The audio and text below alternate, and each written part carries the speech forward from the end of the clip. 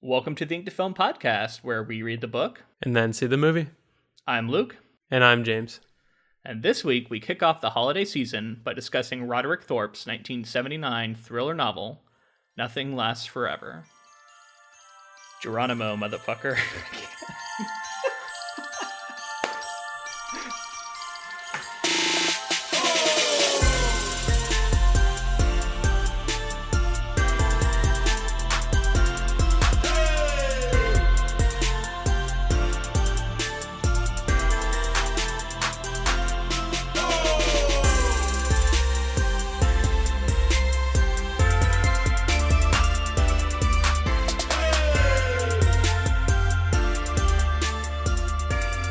Figured we had to earn that explicit tag back. Yeah, we're right back into some R-rated material. So happy December coming up here pretty soon, and happy holidays to everybody. This is going to be our holiday special, if you want to call it that.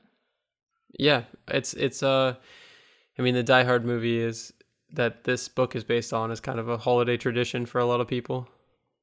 It is for me, for sure. One of my favorite movies in general, probably, at least, high on the list.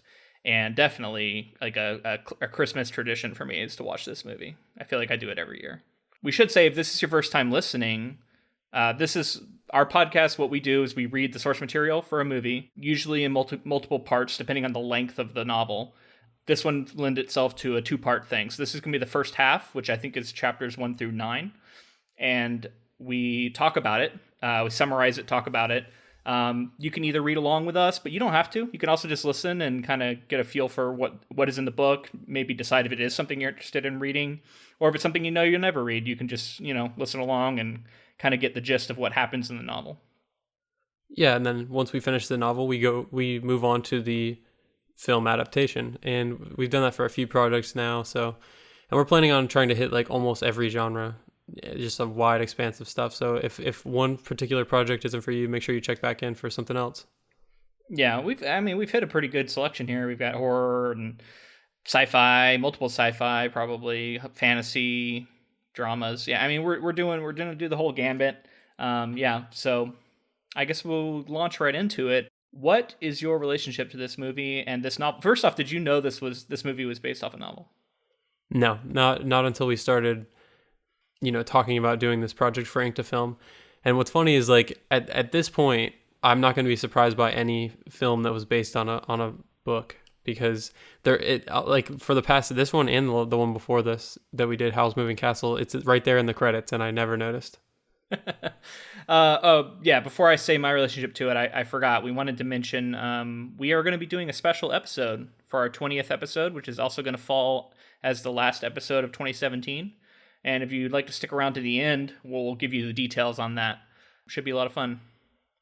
Yeah, I'm looking forward to it. It's going to be something different, so check it out.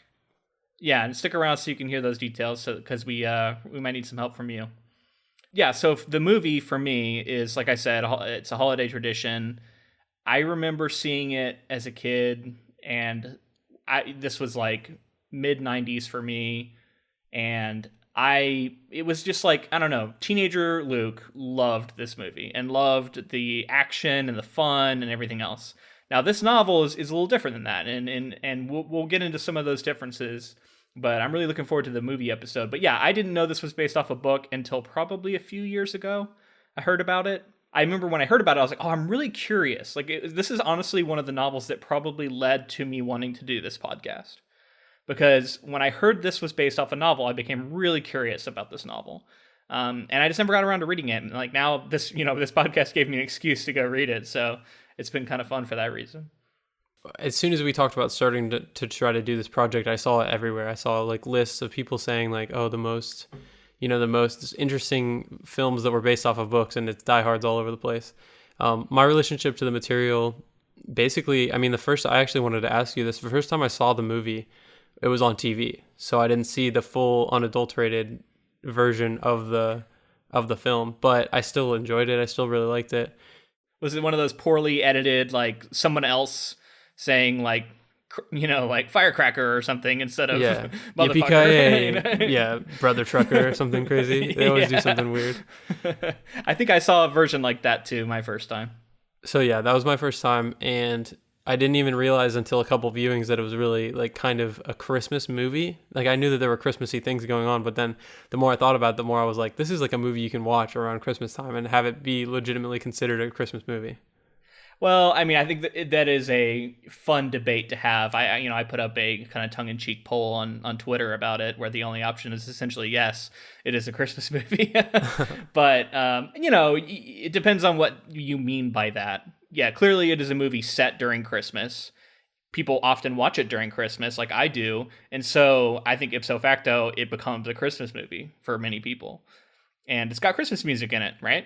Yeah, the Christmas music, in addition to the fact that in the beginning it feels like those classic like Christmas movies, like Planes, Trains, Automobiles, those type of like trying to get home for Christmas movies. Yeah, it's got that vibe in the beginning. He's going to meet up with his family. Yeah, so it's got like a I'll be coming home for Christmas vibe to it for sure. Yeah. So I want to tell you a little bit about Roderick Thorp, the author of this novel. I give the same disclaimer I usually do. I'm by no means a scholar. I've just done some quick research about the guy on the internet. But I will share with you what I've learned. Do you know anything about him?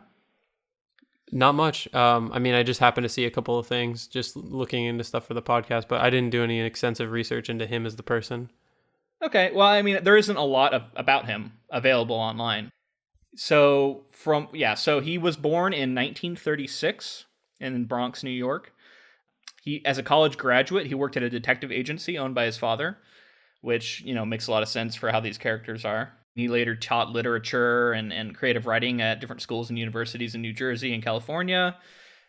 So he became somewhat known for his 1996 novel, The Detective, which was made into a 1968 film of the same name, which starred Frank Sinatra as Detective Joe Leland, who, by the way, is the main character of Nothing Lasts Forever. Not John McClane, Joe Leland. So don't get confused. Those are essentially one and the same, although there are some differences. So yeah, he's better known for his sequel, which came out in 1979, so 11 years later, which was Nothing Lasts Forever. There is a lot of references to things that happened in the previous novel, in like the backstory and stuff. So you can tell. Now, one thing that's interesting is the character's a lot older, so we'll get into that. But anyway, that movie, that book got adapted into the movie Die Hard, which he became somewhat famous for. Yeah, I mean, other than that, he wrote a couple other novels later in life that got turned into the TV movies. Rainbow Drive and Devlin. I don't know if you've heard of either of those. I think I've heard of Devlin. I haven't seen either of them, though. Yeah, I never heard of either of them. But he died of a heart attack in 1999 at the age of 62. So pretty young. Wow. What I stumbled upon online was that the story is kind of a sequel to another novel, which is really interesting. And then to see that Frank Sinatra was originally supposed to reprise that role for Die Hard. And I didn't know that. Yeah, just thinking that Frank Sinatra could have been, doing all the crazy stuff that John McClane does in this movie, or Bruce Willis. It would have been a different movie, but we should definitely talk about that in the movie episode, because I think I have a lot of thoughts, but I don't know if now's the time for them. We'll hold that off for discussion when we get to the movie, I think. Definitely. It seems like he had an okay career. I mean, he had some novels made into movies, which is great, but he didn't write a ton of novels. And it's kind of interesting that no one really knows not no one, but a lot of people don't know that he wrote this novel, and I don't know about you, but this novel's kind of hard to find, kind of hard for me to track down. Just an interesting career that I'm always surprised that he could be lesser known when he's got such a famous adaptation, I guess is where I'm coming from. Yeah. I don't know. I don't really understand if maybe it was this thing where people, like companies, started realizing that they could market movies based on the fact that people are already invested because they've read the book or something. But it seems like around this time period what was Die Hard was 89, so it's like, or 88, and it just seems like I actually don't know. I think it was 88. I was gonna look that up when we did the movie episode. Yeah, so it just seems interesting that they wouldn't market it that way. Maybe it was because it wasn't such a smash hit, but it seems like today, if a movie is based off of a novel, you're going to know it in the marketing. All right, well, I think it's time to get into our summary and discussion. What do you think? Yeah, let's do it. Yippee-ki-yay, motherfucker. Wait, no, it's Geronimo. He I doesn't know. say that. I gotta stick to my diehard roots, though. That's But right. yeah, Geronimo, motherfucker. There you go. We're in the novel. You got to stick to the novel. He does have some interesting banter back and forth. Yeah, it's not all like, yeah, I don't know. He does have some of that same attitude that John McClane has, I would say. Definitely. Right as we're getting into it, I wanted to start off by saying, for me, I was picturing current Bruce Willis playing this character because that's about the age the character is. Yeah. He's this older, like, I think he has grandkids, kind of, he's going to visit his daughter instead of his wife, which is a major difference. And so I'm just picturing this older badass, and I just went right to Bruce Willis. Why not? Just as an older version. That worked for me. I don't know if did you picture anybody for this role? Did you just have like a general? I kind of just pictured John McClane, 1980, late 80s Bruce Willis. Oh, so you pictured him young, even though he's older. Yeah, like even though it didn't make sense because he was supposed to be a little older, I was like, maybe I did. You know what? Maybe I did kind of see him as an older John McClane in my mind. Yeah. The book starts off with him in a taxi, and he's on his way to the airport. I think it's in St. Louis. And I thought this was going to be our version of the scene with the limo driver from the movie. But this is actually not that scene. This is just an additional scene where he's in a cab. And we learn a little bit about Joe Leland. We learn that he's got his gun with him, and he's going to take it on the airplane. He's got a special card that'll let him take it on there. So just to get this out of the way, this novel is clearly written in 1979 by a man who wasn't very racially sensitive, to put it mildly. So there's a little bit of like... He's that guy. This is like the action macho alpha male like character. White guy though. White guy in like the 70s. So yeah, definitely racially insensitive, kind of sexist. Yeah. Oh yeah, for sure. Definitely sexist. Yeah. So I mean, hey, you can say what you will about the movie. May have some of that too, but it's worse in the novel. I'll go ahead and say that. He keeps making these observations about like black people that he thinks are like novel, but they're really not. They're just kind of racist. And he's presenting it like he's like this like deep thinker, and he's made a lot of thought about like racial relations, but it's clear that he's just like holding on to stereotypes and stuff, Right. Anyway, so the taxi driver is a black man, and so he has some of this stuff with him. But we won't linger on that. Let's just move past it, and warn you that if you were going to pick this novel up, there is some of that in there.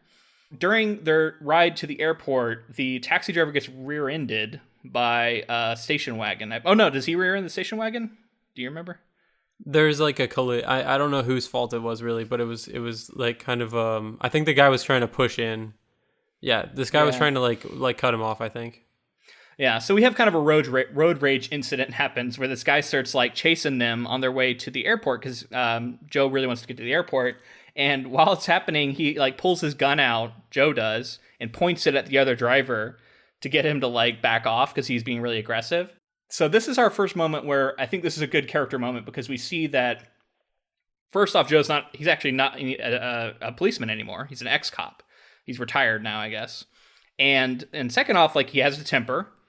And he's willing to do things outside the law because you know what I mean? Whether it's a lack of control or he just doesn't care or he thinks he's above the law a little bit.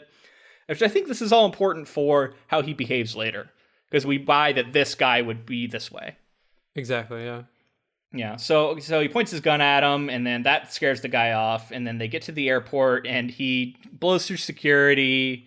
He has his gun, which he just shows like his card for. And then, he gets put on this flight, and he's told that there is a sky marshal on the flight by a cop he knew or kind of knew. And the game is going to be him trying to figure out who this sky marshal is. And we find out that he's going to visit his daughter, Miss Gennaro, which is the name of his wife, or ex-wife, in the movie. Mm-hmm. But instead, we got Miss Gennaro, which is his daughter. He calls over there, gets the secretary, and kind of lets them know that he got busted up in the accident. He has like a cut on his forehead. This is also the first wound he takes. First of many.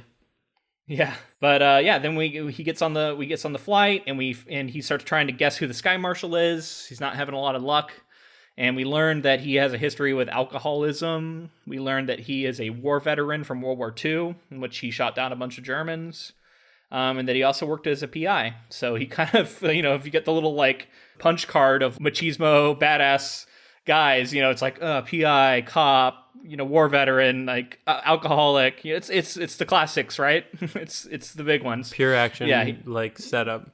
Yeah. The one thing is that he's a little older. It actually makes him kind of interesting in that he's over the hill. You know what I mean? Like he is all of these things you're used to, but he's grizzled and a little further on. You could say he's too old for this shit. Little Lethal Weapon in there. All right, so chapter 2, he's chatting up the stewardess, a woman named Kathy, and they're flirting with each other. This is, I don't know, this always strikes me weird because it's like people who like think that the waitress is flirting with them. Like I'm always like, they're not flirting with you.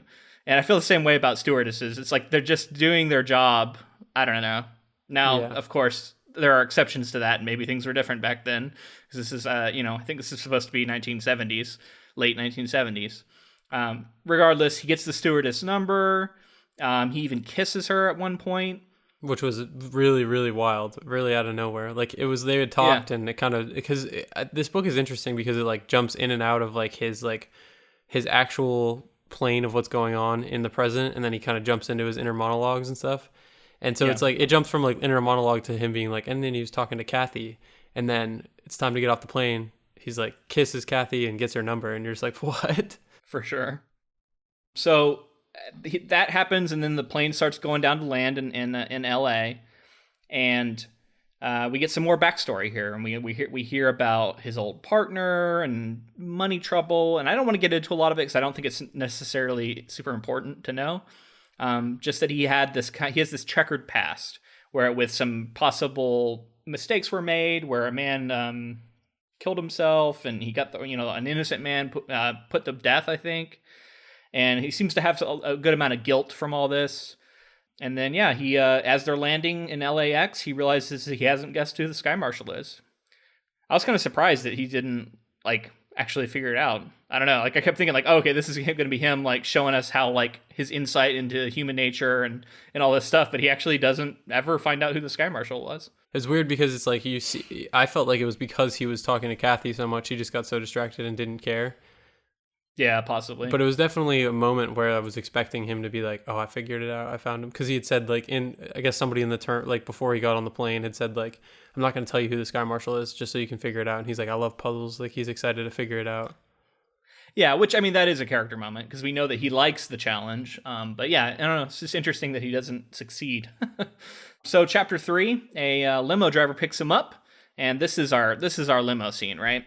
But instead of it being a young kid like it is in the movie who listens to loud rap music or whatever, it's like this old, elderly black man. And, we get some more observations about that. And we get some backstory. And we learn about how Leland's marriage fell apart and how his daughter had to go to therapy afterwards. And his relationship with her is very strained and has just started to get better now. How his alcoholism got really, really bad for a while, but now he's sober. And they arrive at the Klaxon building, which is our, Nakatomi Tower? This is our version Plaza. of that. Yep. Yeah, Nakatomi Plaza, yeah. So we have the Klaxon building, which is a 40-story skyscraper in, downtown LA. So it's the same, just a different name. The driver drops him off and I think drives off. I don't know. Did you catch if the driver was sticking around or anything like that? I don't remember hearing that. I thought he just dropped him off. Yeah, I didn't see anything. The only thing was he was thinking about his family and stuff, and he just got dropped off and was walking out. Yeah. You know what? I'm pretty sure he did. I'm pretty sure he left. So there's none of the thing where he's like, yeah, stick around in case I end up having to, take a ride or whatever, which is what happens in the movie.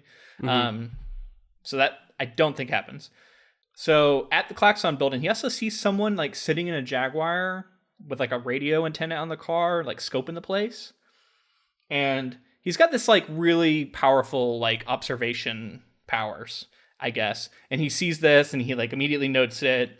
And he goes inside, and the guy who's working security is this ex-cop, And he immediately tells him about this Jaguar and how the guy's scoping the place. And this old man gets all excited about it, and like he's going to call the cops and have them come, see what's going on with this guy. And they have this kind of bonding moment where they make some gross jokes about people at the party. And I don't know. Yeah, this another moment with him kind of bonding with this guy. Yeah, and the guy's like, yeah, if you had a gun, we could go after these guys on our own, kind of thing, just like trying to be all gung ho. Yeah. This is kind of where the story starts to pick up for me, because up to this point there's a lot of characters setting up and kind of learning his backstory, which like makes us kind of sympathize with him for the stuff that he's been through. But this is where it turns into the, we got to start looking for clues of what's going on. Well, yeah, I mean, it makes sense that they trimmed a lot of this for the movie, right? Like, this is where things really begin. And so we're entering chapter 4 now, and he's just now coming into the Klaxon building for the first time, right? So yeah, you could argue that maybe there's some fat at the beginning of this book that could have been trimmed. I feel like all in all, like this has a pretty good pacing to it, because it's all him. Like, it's all his point of view, and everything goes pretty quickly, and you kind of know everything that's going on. And I think that's well served in like an action kind of novel like this. Yeah, it's a thrill. That is a staple of the thriller genre, is that the pace has to be really fast. And in fact, I would say this is actually kind of a moderate pace for a thriller novel. And I mean, it goes because it's a thriller, but there are thrillers where you really feel like you can't take a breath throughout the entire novel. And there's a little bit of that here, but it does clip along pretty fast. Have you read many thrillers? I mean, I wouldn't say so. I don't think so. Yeah, it'll be interesting to see if we cover another one, because when you start to notice it, stands out as kind of a hallmark of the genre, is just how the pacing is. I like the idea of a really, really well-paced book with, like, it's different with a film and a book, because with a film, when there's no time to breathe, sometimes it can really hinder. But I feel like with books, you get a lot of time to breathe normally. So to have the opposite of that in like a thriller novel, it just like it gives you that full-on experience where it's like you can't put the book down. Exactly. They're designed to be read in like a day or two. Like, that's how a lot of thrillers are. They're supposed to be really addicting and just like feel like you can't put it down. Anyway, back to this novel. He is going up to the party, and we find out a little bit of backstory about his daughter, Stephanie Gennaro. See if I'm remembering this correctly. She married a man, took his last name, Gennaro, and then they ended up getting divorced like right away. And apparently this guy was kind of a, I don't know, sleazeball, shitty guy. And sounds like Joe kind of knew it, but he couldn't stop her from doing what she was going to do. And so I guess she's kept that name is the implication here. Yeah, she seems to be like, it seems like he realizes that like he has to keep his distance to keep a good relationship with his daughter. And there's a lot of this that goes on where he just talks about his backstory with like his wife and the things that went on, and the arguments that the daughter had to overhear. And I don't know if we got into it yet, but they talk about how his wife, soon after they divorced, passed away. So he's the only one that's left for the daughter. Yeah, I think it has been mentioned, yeah. So he arrives at the party, and it's like a disco party is going on, and which is kind of funny, 70s thing. And he comes in, and people are like smoking marijuana, which he doesn't really seem to care about too much. For an ex-cop, he's kind of like pretty progressive feeling about the marijuana, it seems like. Yeah, I mean, it's California in the 70s too, so he's probably just like, well, what are you going to do? Yeah, but then he goes up to meet with his daughter, who is with 3 other characters, Ellis, Rivers, and a Martin Fisher. And he immediately sniffs, figures out that somebody's doing cocaine. Ellis, I believe, is who he thinks it is. Maybe more like maybe they were all doing it. And he's not okay with that. Like, you know what I mean? As okay as he was with the marijuana, he immediately has like a kind of a reaction to the cocaine, and he doesn't like bust him for it or anything, but he immediately starts kind of judging everybody, and it's, I don't know, it's just interesting to see a 1979 novel where there's this clear distinction between like a hard drug and quote unquote soft drug of marijuana or whatever. This also happened in the film, and this is where I started to realize that like, oh wow, like the movie Die Hard is like almost blow for blow based off of this novel. It's amazing to see how much, like, I mean, that's something I've just really learned from doing this podcast, and I've always suspected, but it's really backed up my feelings.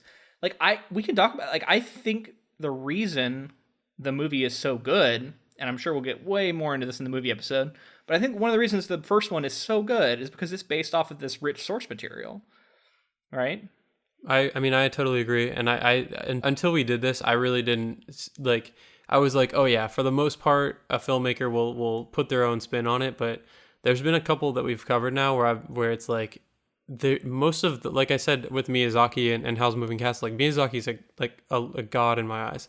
And yet he's still, it's almost the same exact story. There's a few differences that he put his own spin on, but in this one, it's like, there's almost no difference. And I feel like he just saw what was in the book and was like, I can do this visually and people will enjoy it. And then just totally capitalized on it. And it feels like some of the story is forgot, like the novel is forgotten because people are always surprised to find out that it was based on a book. Yeah, I think the real work and the real magic comes from character. They changed the character in a lot of ways. And the change ended up being a really special one, I think. And we can talk about that more in the movie episode. And I also want to make sure we talk about the Die Hard franchise when we get there. But so stay tuned for that. But I don't want to get too off in the weeds here now when we're talking book.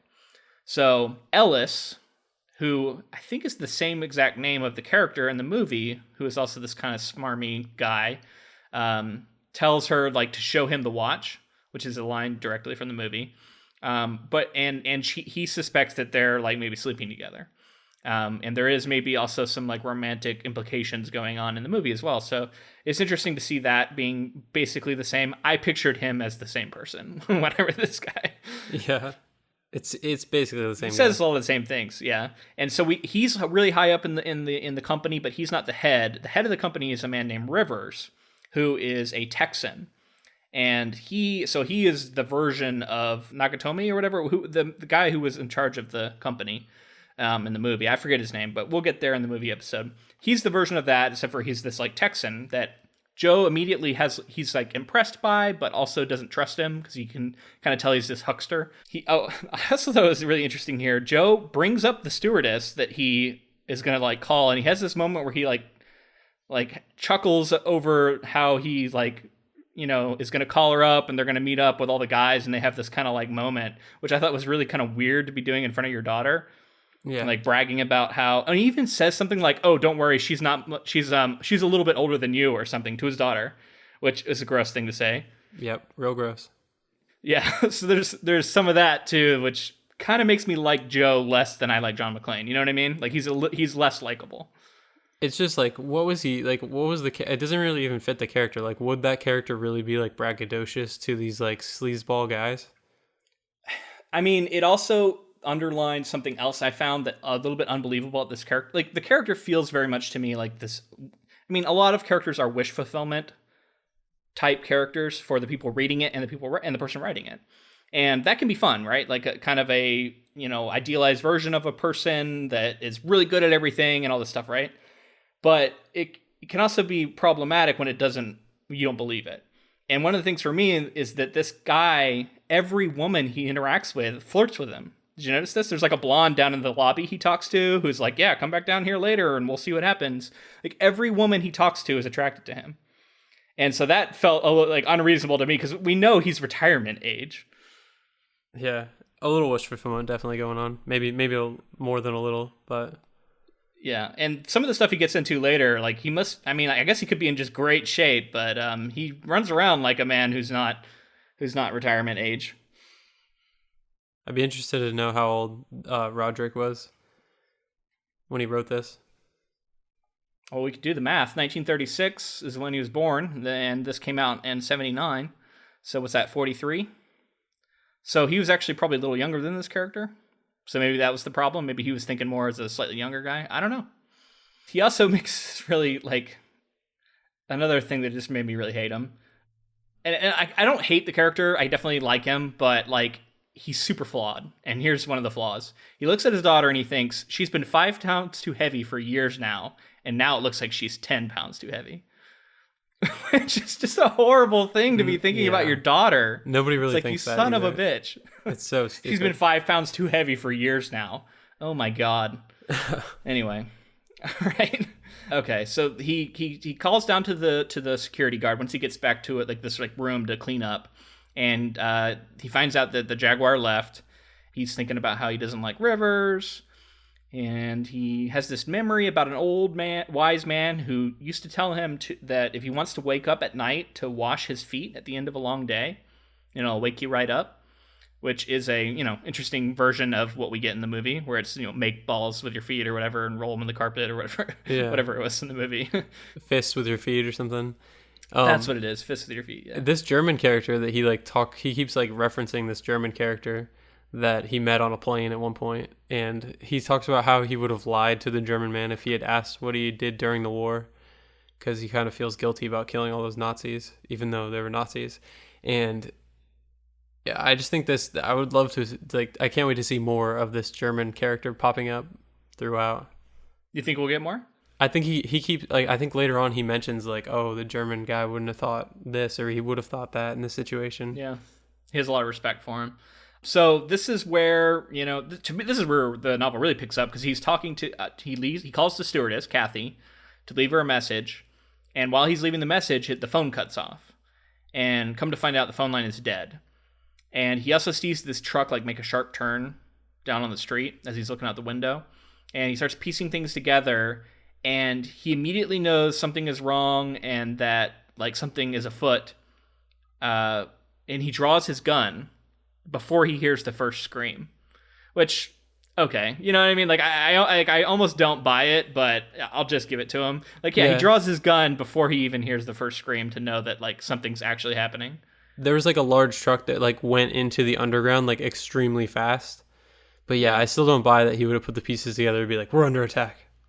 Yeah, literally, because okay, he can be something's up, but to draw your gun before, you know what I mean? At that point, he'd just be silly. Well, you're standing there with a gun. What are you doing? The phone's dead. Yeah. Somebody, took a hard turn on the road, and now what are you doing? Yep. Anyway.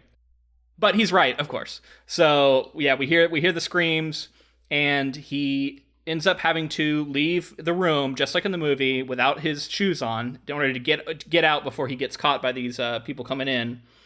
And he sees these 4 guys who have AK-47s, and they all have educated accents. And he recognizes one of the men, and we don't know why, but he just says he one of them he knows.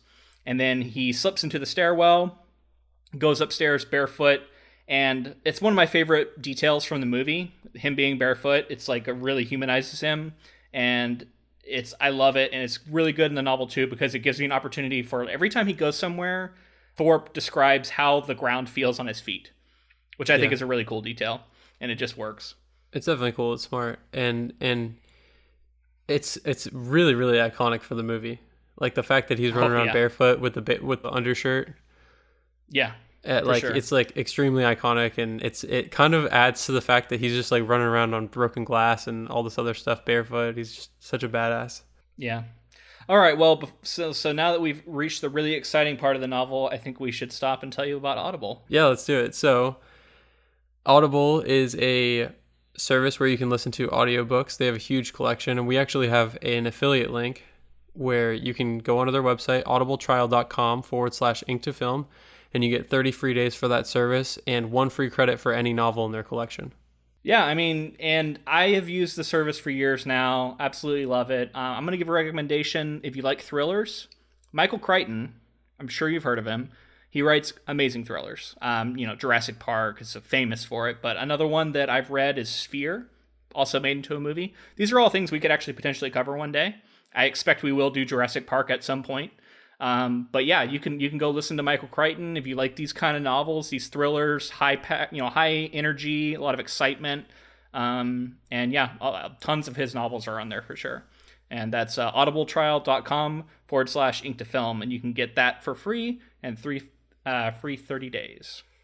All right, right back into it. Chapter 5. We are on Joe is on the 34th floor, and the party's on the 32nd. And I thought it was really interesting. We get I felt like I had a clearer idea. Now, there's some differences, but of how the building is laid out and how he's really restricted to the certain floors. He can't go below 32, at least at this point in the novel. So he's trapped in 33 to 40, essentially. And he's running around in these 7 floors, and he starts making a list of his surroundings and what's out there. He thinks about the danger all the people are in. We get some backstory about the man he saw, who, well, not quite yet, but he knows that the man he recognized is a killer, and he makes the observation that that guy's going to kill somebody soon, to like make a statement. And I really like one of the major differences for this novel is that this is what I talk about all the time. I talk about close POV. It's close third person, and it's tied to Joe. So we never get anything that he can't directly hear or see, right? I mean, like, he overhears things, but we don't ever get like a cut to the room with all the hostages and like see what's going on with Stephanie. We don't ever get a cut down to the basement and see like the terrorists rolling in. We get none of that. So it changes the novel from the movie in a pretty interesting way too, because it keeps it, like you said, very tightly focused on Joe. Yeah, and because in the movie his name's Hans Gruber, and Alan Rickman in that role is again so iconic and such an amazing performance, and he's such an amazing actor. Yeah. And we're about to find out this guy is Anton Gruber. And he's a little different. Right. There's like essentially the same character, different names, but I guess there are differences in their character as well. But we cut to the villain, and we cut to all kinds of stuff in the movie, and that's why it makes it makes such an interesting difference in the novel being so closely third, like you say, because you get to feel something unexpected can be around at any turn. Whereas in the movie, we cut away and we know, okay, so the bad guys are in motion, so they're probably going to hit it, like they're going to meet up here soon. And in this, it's like at any moment, a bad guy can come around the corner. Well, yeah, and you get it's not really, but you get kind of perfect knowledge in the movie, where you know what's going on with the terrorists, you know what's going on with his wife, and you know what's going on with John. In the book, you get Joe only, what he can overhear, and then you get a lot of him like thinking about what they're doing. And he's coming up with these assumptions. And it's always interesting because he's not always correct. Sometimes he is, and sometimes he's off. And so seeing what he's predicting for them to do versus what actually happens, I think is really interesting.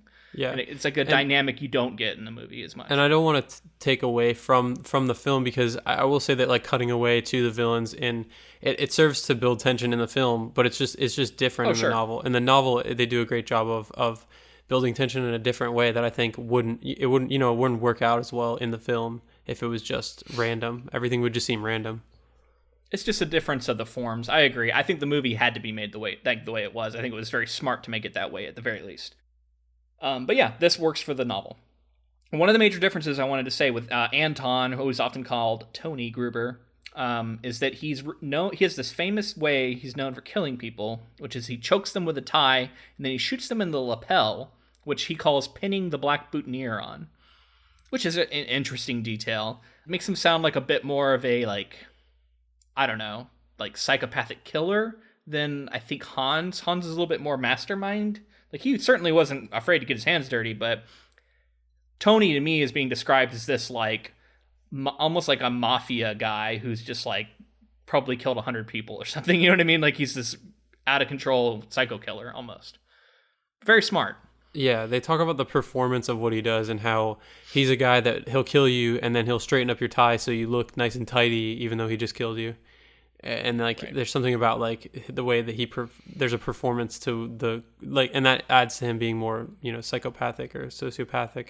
All right, so we get another memory here from Joe, and he's remembering a conference he went to that was all about like these kind of situations, and he's like super qualified for this sort of thing, that's another major difference too, I should say. He's like a specialist who advises and has like taught people about how to handle these kind of situations. That's different than the movie, because in the movie, John McClane's just a cop. He's like a hotshot. Yeah, he's just a hotshot cop, but he's not a specially trained hostage situation kind of person like Joe is in this novel. But yeah, he remembers the speech this other guy gave, and they all talk about how the public is like making it really hard to be a police officer and wanting to have record of like when they're allowed to use force and how it's like strangling the police force. And this is a very like pro police, which like, I mean, the guy's a cop, so I get it. This is how he would actually think, but it is interesting that it's very like, how dare the public want to know what kind of force we can use and when? Like, it's gonna let them know what they can expect. And it's, the other side of that being like, there should be rules that govern you. You're not a tyrant who can just kill people on a whim or break their bones just because you feel like it.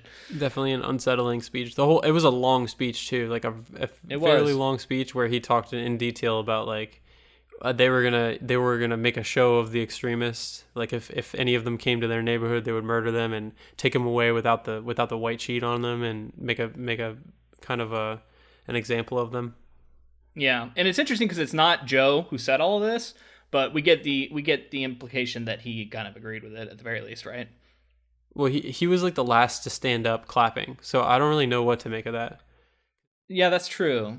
Like maybe he had a little bit of hesitation about it. Yeah. Yeah.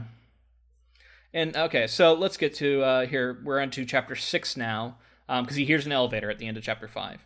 And chapter 6, I guess he just heard the elevator to know that it was still working, and that's them going around to different floors. Like he can hear the terrorists going around.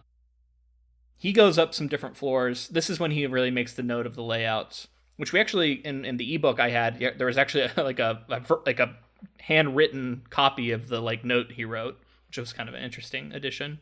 He's thinking about his options, and he thinks about how he wants to keep his pistol like a secret as long as possible, because that'll be like a kind of an ace in the hole for him if they don't know he has it. This is a lot of him just like figuring out what they could know, what they're up to, like how he can like use what they know and don't know against them.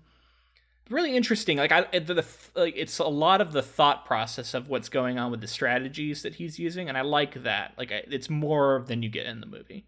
Yeah, it was a little bit more of a detective than an action for this part. Like a lot of things going through, a lot of explanation and clues and that kind of thing. They're all coming together to form a plan. So he makes his way up to the 40th floor, I think is where it was, and he overhears them speaking in German, and he comes up, and this is when he witnesses Anton Gruber kill Rivers, because Rivers doesn't want to give him some information that he needs. And this is just like Hans killing the head of the corporation in the movie, right? Mm-hmm. Very similar scene. I think John even witnesses that, right? Like he's there somewhere and he kind of sees it happen. So same kind of thing. And then he has this immediate like adrenaline thing where he runs and he's all pumped up because he just witnessed somebody get murdered, which he says he's never seen before, which is interesting. It's an interesting distinction because, like, yeah, I guess seeing someone getting shot in cold blood is different than shooting down a plane that has someone in it, but there's like a distance there. Mm-hmm. But yeah, he says this is the first time he's seen someone killed in cold blood. This is when he decides this is chapter 7 now. He's going to go and he's going to flash lights on. I think he's just flashing the room lights on this like floor. Like fluorescent. And he's trying to send out this SOS code. 3 short, 3 long, 3 short, right? Am I getting that right? I think so. Or maybe it's the other way around. But it's 3, 3, and 3. I don't know. I'm having to think about it now. I thought you were right until you said it, and then I'm like thinking about it now. I'm pretty sure it's maybe 1, 2, 3, 1, 2. Yeah, I think it's 3 short. Yeah. 3 long, 3 short. 3 long, 3 short. Yeah. I'm more confident now. So the elevator arrives with one guy on it, and I guess he's noticed that these lights are flickering, and he's come to check it out. And Leland, as the guy arrives, turns the lights out, and he's kind of like going around in the dark, and he throws a flower pot against across the room to draw fire, which the guy, he seems like he's kind of scared or something because he just shoots it like wildly, blasts out the windows, which I was like, okay, here we go, glass in the feet, but that doesn't happen here, at least. Yeah. He shoots out the windows, and he gets some outside air coming in. And then the guy starts springing from desk to desk, which I can't remember because some of these gunfight scenes blend together a little bit for me, but I can't remember if this is the time that I'm thinking of where the guy does this in the movie, where he's like jumping from desk to desk, and like at one point John McClane's on the ground underneath him. Yeah. I think that happens later. I don't know if this is the exact same time, but it's like a similar situation with the desk thing. Although John McClane's not like underneath him, or I guess Leland isn't underneath him, so it's a little different. Yeah, it's a little different. Anyway, he kind of gets around the guy in the dark, and he has this moment where he's like, I don't know if I want to kill this kid. Like he recognizes this guy's like 25, and he thinks of him as a kid. He eventually snaps his neck in like a really gruesome way. And I was thinking, and now I'm pretty sure in the movie they fall down the stairs, and he almost kills him accidentally in the movie. Whereas this is a very deliberate thing, right? I think he still ends up with a broken neck in the movie, but like you said, it's different. It's not. I don't think it's quite intentional. Yeah, this is like he has him in like I think he has him like basically in a headlock, and then he thinks about his training and how to do this maneuver that's going to kill somebody, and then he uses it on the guy. So it's a very direct like I'm going to kill him. Yeah. And yeah, he like his head flops around like a chicken's, and like the kid starts peeing himself, and like all this stuff. Like it's described really gruesomely. And he feels kind of bad about it. Like you can tell that he doesn't just, you know, like shrug it off like, oh, I'm a badass, I don't care. Like he feels guilty about it, but he also had this like mental calculus about how he can't not kill him essentially. Like he can't keep him as a prisoner, and he's going to kill him if he lets him go. So he has no choice. Right. So he gets the kid's gun, which is this like, he calls it an antique, like Thompson submachine gun. Gets some ammo, and some candy bars, which we assume are his like feed that keeps him going throughout the movie. And he has this like feeling where he feels like I'm already a dead man. This is something he says he used to feel in the war, where he kind of assumes he's already dead, and it sounds like that's kind of freeing for him. Like he can like maybe let go of fear. So he straps the body of this terrorist to a chair, and he puts him in the elevator, and he writes something on him. And I was like, oh my God, it's the same thing. It's a little different, but it's really damn similar to the scene. And he sends it down, and in what I always thought was one of the coolest scenes in the movie, he does the same thing here. He climbs on top of the elevator. So if you like the scene where John McClane is riding the elevator and smartly overhearing, you know, I mean, these terrorists give away information with his little like distraction that he sets up, that's from the novel, you know, so give credit to Roderick Thorp for thinking that up. Yep. Ho, ho, ho. Yeah, it doesn't say ho, ho, ho. I wish it did. Instead, it says, now we have a machine gun, which is also another interesting difference. This is more of the head game, because he's trying to convince them that there are more than one of him. Mm-hmm. You know what I mean? He's just playing games with them, trying to keep them so they are confused. Makes sense to me. So he says, now we have a machine gun. Yeah. It seems like more of a tactical plan than John McClane just being like, I have a machine gun now, ho, ho, ho, like taunting. But I mean... Yeah. Still, it's a little bit of both though, because he even mentions like he wants them to be afraid of him, which I think is very much what's going on with John McClane in the movie. Like he wants them to think of him as like a wild man. We also get a thing where he says, "Tell Carl his brother is dead." Anton says, and that's right out of the movie. I think the name is identical and everything. Yeah, Carl. And so the guy that he kills first in the book is also the brother of Carl, who, I mean, we don't know who Carl is, except for his brother gets killed here. And a lot of these characters' names are the same. Like Franco was mentioned, which I know is one of the characters named Franco in the movie. And it's funny here because they also say Hans. So I think there's a different guy named Hans in the group, which is a little confusing. But he's not the main guy. That's Tony. Yep. Leland rides the elevator back up to the 40th floor. He gets covered in this like grease. And he notices, and he like mentions how dirty he is, which is a cool like thing from the movie too. Is like he as this novel goes on, he gets really really filthy and he gets covered in blood, and this is the start of that. Like he gets really dirty here. He has this radio now, and he turns it on, and Gruber's on there, and he's threatening to kill hostages. And Leland's like, "Oh, I can't respond because he's fishing." But then he responds anyway, which I thought was kind of interesting. Yeah, Leland says like, "Hey, I'm gonna, you know, can I send the girl down? She really wants to give herself over or whatever." And you know, Gruber agrees, and we find out that Leland means this is like a distraction. Like he's trying to get them to be like concerned with the elevator while he goes off and does something else. But problem is, Hans figures this out. And, you know, sees through it, and he realizes that he's rode the elevator and like all this stuff. And so this kind of interesting mind game gets played.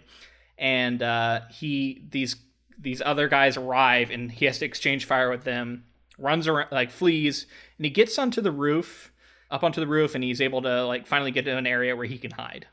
Interesting that the way that Gruber actually figures him out, because he like basically just like uses reverse psychology thinking, where he's like, okay, so if I was in his situation, he would probably do this so that this would happen. And basically he realizes that since he sent down the body and said, now we have a machine gun, he realizes like, why would he have done that other than to come down and listen in? So Gruber like figures out like that's what he had done. And yeah, he also like when he overhears them, Gruber says maybe it's a party goer with a woman, and then like when Leland calls and says, "Can I send the woman down?" That's like he realizes that he heard him say that, and that's the reason he's suggesting that. Yep. Leland's now hiding, and he's in like this elevator tower, and he can't.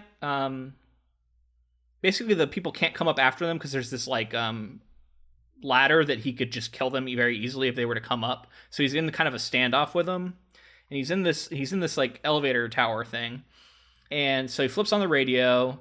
And he has some more conversations with Gruber, and Gruber like mentions, he's like, "How did you know?" And like Gruber tells him, like, "This is how I knew." So there's some interesting back and forth between them, much like the movie, right? And then Leland decides he's going to taunt Carl. You know, he says, "I want to tell Carl what it was like to break his brother's neck." And he says that assuming that Carl can hear, and then like there's like silence on the other end. So, you know, it's funny. Like, it's like, yeah, he really doesn't give a fuck right now. He's just like stirring up the hornet's nest, right? Trying to make people make mistakes and break ranks and trying to like sow chaos, right? And make people afraid of him and angry at him, I guess. Mm-hmm. And then he also like has another thing where he starts thinking about like another romantic thing he had that failed. So every now and then we're interspiced with these like a little bit of stuff like backstory where he like reminisces about something, right? It's always like jarringly interrupted by something else that's going on in the story, which seems to it keeps it propelling forward, because you know, like, okay, he's going into flashback, and then it's like, boom, we're right back out of it, and he has to like jump into the elevator shaft and run away and that kind of thing. Right. So this is it. This is him. He has to jump into, which I think is the air conditioner shaft, which I don't know. I have a very clear memory of this happening in the movie too, in a very similar way. I think this is almost exactly from I think it's the same thing. Yeah, it's very similar, although the where he ends up is not the same. Mm-hmm. So he has to use his gun as this like support, and then he's like lowering himself down to the strap. Also, I think, and like I don't know that the strap. I don't remember. The strap doesn't break in the same way though, too. Here, right? Or he like starts falling or anything. Well, he doesn't fall and then catch himself like he does in the movie. Right. He's kind of fumbling around in the dark, trying to keep quiet. He ends up wriggling through a vent, and he thinks he's on like a lower floor, but he comes out and come to find out he's just like somewhere else on the roof. He didn't actually make it off of the roof. And he comes out and he's covered in, he thinks about how he's really covered in dirt and oil. So he's so dark that like he's actually really hard to see up on the roof, especially like against a backdrop of night. So that's kind of cool. I'm just imagining him like, I don't know. There's a scene from, I think, another Bruce Willis movie. Well, Arnie and Predator, yeah, covered in mud. Oh yeah, like that. Well, there's another Bruce Willis like army movie. I can't remember what it is, but he comes out of like the swamp and he's got like head to toe like camo paint on or something, and he just looks really, really dark. I was thinking of the same kind of thing here, because like I said, picturing old Bruce Willis. But anyway, he comes out, and basically he comes out behind the guy who's like watching watching where he went, and he just walks up on the guy. And I thought it was funny because he kind of walks up on him all nonchalant. And the guy turns around and has this moment of like, what the hell am I even looking at right now? And he asks, like, he like points the gun at him, and he says, like, what are you guys doing? And then like the guy's like eyes go wide, and he starts to answer, and then like Joe thinks, he's gonna lie. He's just gonna lie and say something. So I don't have time for that bullshit. And he just shoots him. He shoots him in the lapel, like as a callback to the way that Tony shoots people, and kills him. So this is his second kill. His second terrorist down. And I thought it was funny that he asks him a question, but then like literally kills him before he can open his mouth to even try to answer anything. Finds a Mars bar in this guy's pocket, picks up his body, and walks it over to the edge of the building, pushes it off, and says, "Geronimo, motherfucker," which I that's a very John McClane thing to do. So I like that kind of consistency here. Mm-hmm. Geronimo, motherfucker. That's right. I think he pushes him down the elevator shaft when he says that in the movie, right? Or something. I don't know. Does he say Geronimo motherfucker in the movie? I don't think he does. I think he does at one point. Because he definitely says yippee-ki-yay motherfucker for sure. Yeah. I think he says both. Maybe not. I don't know. Maybe we'll he have to does. see in our viewing. Yeah, we'll find out when we watch it. Regardless, he throws this guy's body off the roof, which is also kind of different than the movie. He hears the sound of it smashing into the ground, and then he like throws up because it's so gross or whatever. So this is another moment of like it's like as hardened and like badass as he is, he's not unaffected by the things he's doing. He's not unaffected by the violence. he throws the body off because he's trying to send a message. And this is similar to the movie. Now in the movie, he drops the body on the cop's car. Shit, what's the name of that character? The cop's car. I forget the name of the character or the actor. He drops the body onto his car to be like, and then he says, "Welcome to the party, pal." Famously, one of my favorite lines. But yeah, that's a difference, because this version throws the body off and then is like, "I got to go throw up" because of how gross that was. Maybe more realistic, I guess you could say. More realistic, yeah, because I mean, it goes into full on action macho mode in the movie, where he's just like doesn't care about anything, got to get the job done, and needs to get backup. And he kind of tries to signal, I forget what's going on in the movie, but he tries to get his attention, but it doesn't work. And he's about to leave. The cop's about to leave, so he's like, forget it, and just throws the body out the window on the car. Yeah. So it's frustration a little bit too, of like how dense the cop's being. Yeah. So different here. He's just hoping to God somebody notices this, right? Because he's just trying to get a signal out. Because importantly, that the radio is not powerful enough to like reach, he's told, it's not really powerful enough to reach out of the building.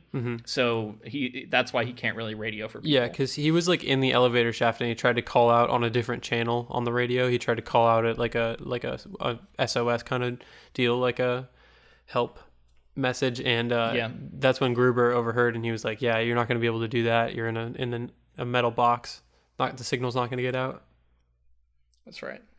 So he goes back to the 40th floor and he finds a woman on the top floor, and she's like doing something, and he comes in and points the gun at her, and he's like, "Oh my God, it's a woman," or a girl, I guess is what he calls her.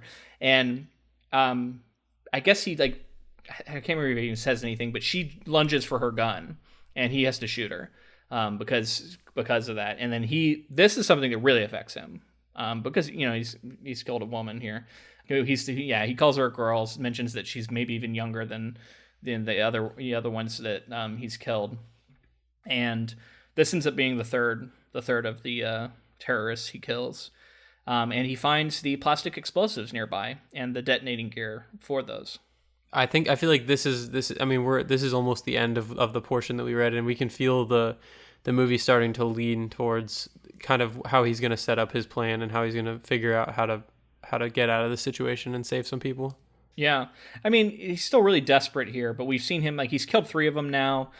He does overhear Carl talking, and Carl wants to kill Leland himself, which is just like the movie. And he mentions that there's 9 of them left. So this is the first confirmation Leland has of how many remaining terrorists there are. So there's 9 more. And he starts to plan his next moves here. And as he's doing that, he notices that the elevators are shut down. And when he turns on the radio, Anton is threatening to bring hostages like to him and kill them in front of him. And he just completely ignores that because it sounds like it's all just bullshit. I should also mention there are children at this party. And his grandchildren, possibly his grandchildren. Yeah, that's his grandchildren. Yeah, so Stephanie's children are there. We probably should have mentioned that earlier. But I mean, it's like he never actually interacts with them, so that's probably why we didn't talk about it. He never actually talks to them or anything, but they are there.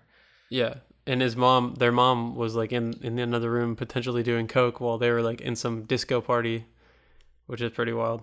The C4 that he finds, he kind of stashes at this point also. Yeah, that's true. And this is, I mean, and the fact that he kills a woman here is another very big difference from the movie. And I think this novel is like messier, right? Like the character isn't quite as likable, and the violence isn't shown as being as like cheer-worthy as it necessarily is in the movie. Right. I definitely agree with that. There's a little bit more of like glorification going on in the movie. And here it's like, this is like, he's been in war, but this is like, he's back in war kind of mode. That's how he's thinking about stuff, and he doesn't like it, really. Yeah, he keeps thinking about having to kill her and how it bothers him, clearly. But he also feels like he can't do anything. Like, this is what he's got to do. And yeah, so the end of the first half is that he sees these signals, like off in the hills somewhere. There's this light flashing, and he realizes that it's signaling him. And it's signaling like 4 flashes that he remembers is like somebody signaling 10-4, as in like message received. So he realizes that means someone got his message, and so he tells Tony Gruber on the radio. He says, "Oh, the police are coming," and Gruber says, "Oh, that's okay. We planned for them. We're here. We're ready to be here for weeks," and which is kind of like an ominous thing to say because we know that his situation is very precarious. And then he has the thought of a Merry Christmas because 12 o'clock rolls by, and now Christmas Eve becomes Christmas, and we both thought this was a good place to stop our read of the first half. Definitely, yeah. And it's cool because each chapter is kind of listed by the time of day. So we kind of know what time of day it is, how long each section is taken. And I really enjoyed that.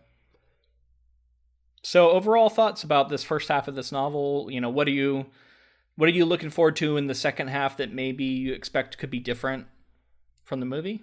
I'm looking forward to seeing how it all comes together. Obviously, I want to know if it's going to continue to be the same, because with Howl's Moving Castle, our last project, it was fairly similar up to the halfway point, and then pretty different from the second half on. Dramatically different in the second half. So I wonder if it'll continue to be as similar for this one here. I really like. I mean, I think we hit on most of the stuff. Just I like how fast it is. I'm enjoying reading it. I'm really interested to see psychologically where he goes, because every time he kills somebody, it's weighing on him. And I'm curious to see if it's going to build into something or if it's going to instead be more that he grows numb to it. So I guess the psychology, I'm really caught up now in the psychology of Joe Leland and how the events are affecting him.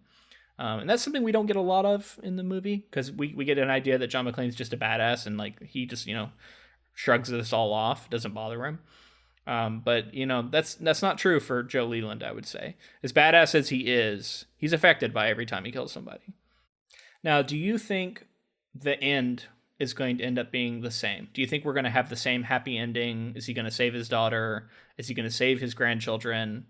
And they're all going to kind of leave happily ever after, kind of at the end there. I mean, I definitely think that he's going to save them. I don't know if it's necessarily going to be happy. Maybe a bunch of people will die or something.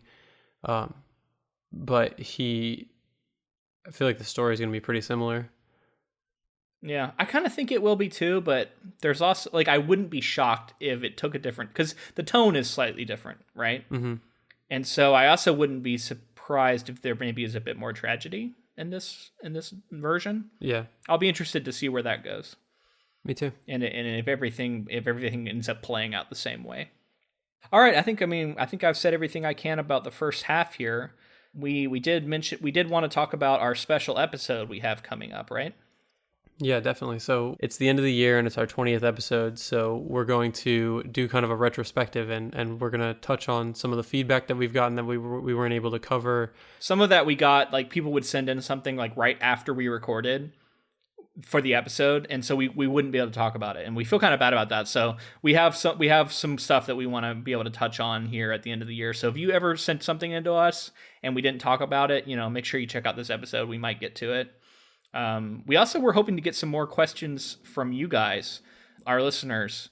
Anything you might want to ask us, even if it's just general stuff about ourselves or about the podcast or about future projects and where we maybe are seeing this going.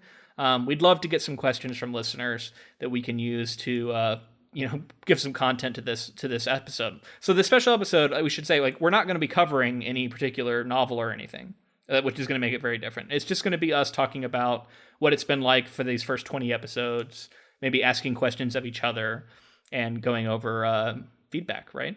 Yeah, and I think I think we've done 4 or 5 projects here now. I think with hindsight, we're probably going to revisit them and just kind of very briefly mention how we feel about the properties as a whole now, having a little bit of distance from them. Yeah, I know I'm going to want to ask you for highlights and favorite moments and stuff like that. So you can look forward to that episode if that sounds like something interesting to you. We'll see how it goes. We've never done anything like that before. So we thought, end of the year special was kind of a good time to do it, and it worked out with our schedule. But then we'll be right back to our regular programming in which we'll be covering something new. So yeah, so send in any questions or any sort of comments, anything you've got. We'd love to hear from you. You can send them to Inktofilm@gmail.com is the best place to send your questions, comments, concerns. Yeah, that'd be great. Send them there. The other way you can do it is to reach out to us on social media. We are on Instagram, Facebook, and Twitter, and we are at Ink2Film on all three of those. Yeah, and we also, a great way to support our podcast here is to rate and review on iTunes. We've gotten a decent amount of reviews there, but it really helps us to get the word out there about our podcast. Absolutely. A review like this one from iTunes, 5 stars, from Beast Mode Kate. The title is Killing It with Stephen King's It. So clearly she's referring to our first project, which was Stephen King's It. She says, unique way to experience the book before seeing the movie without a huge time commitment. Really enjoying what I have heard so far and can't wait to see what they think about the movie. So thanks for that. Yeah, thank you. We appreciate that. So lastly, we just wanted to say thank you to Audible for our affiliate link. If you wanted to get those 30 free days and 1 free credit, you just go to audibletrial.com/Ink2Film. And we also wanted to thank Chris Hayes Music for the use of our intro and outro music. Oh, and I just remembered, I wanted to let everybody know, I'm going to be at PodCon, which is a podcasting convention in Seattle. I'm going to be heading up there. It's on December 9th and 10th.